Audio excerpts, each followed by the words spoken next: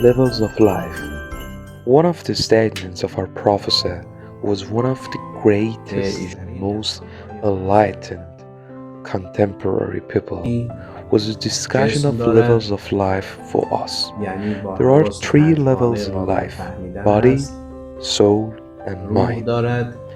Every phenomenon has a body, that is, it can be understood by the five senses. Has a soul, it means that the agent is moving.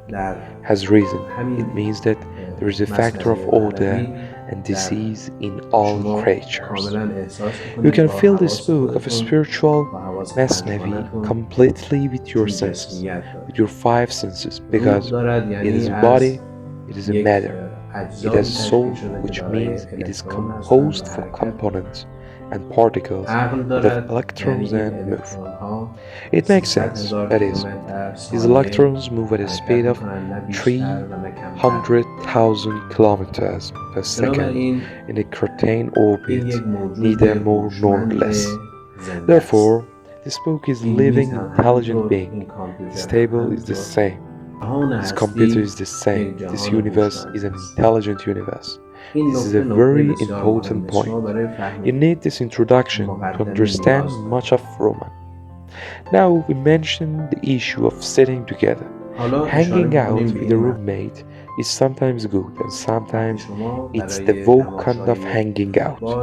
According to the introduction of the levels of life, when we have the body, soul, and mind, we are companions with bodies. We are companions with soul. We are companions with intelligence.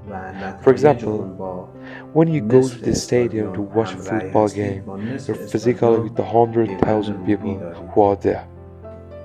When you watch football and it results with half of the stadium crowd, you have a soul connection with half of the stadium crowd. When the game is over in the sports stadium and you have to leave the stadium, you don't damage the place.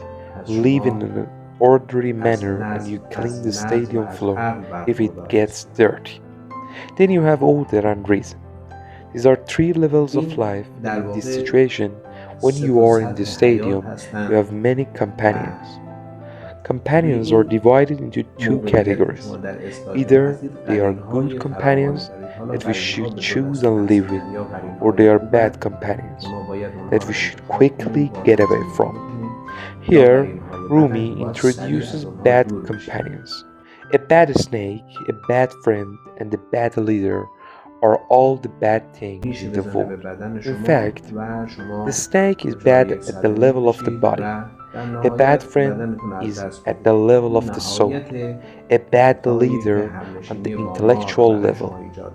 These are all the evils of the world, that is, apart from these three levels, we don't have any other evils in the world. And Rumi refers to this issue and says, a bad snake is more dangerous for you than a bad friend. Why? A bad snake may bite your body and you will suffer an injury and eventually lose your body or your life. But if you have a bad friend, he will drag you to the fire where you will be forever. It means you have no choice. So a bad snake is less dangerous than a bad friend.